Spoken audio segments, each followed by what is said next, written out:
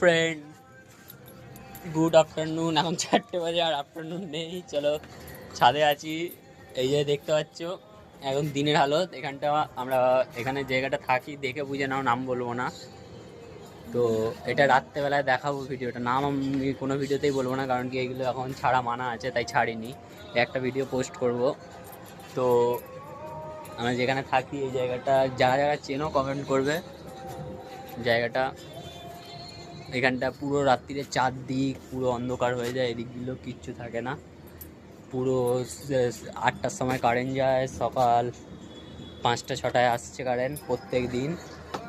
তো বাড়িপাল যাবো, দেখছি এইগুলো রাত্রিরে ভিডিওটা একসঙ্গে ক্লিপ অ্যাড করে দেখাবো, ওয়েট করবে।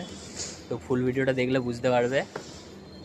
চারদিকে পুরো অন্ধকার হয়ে যাবে, একটা লাইট অবধি জ্বলবে না। কালকে ওই দিকেই আমাদের ওই দূরের দিকে পড়ছিল, ড্রোনে যে হামলাগুলো হচ্ছিল সেইগুলো পড়ছিল।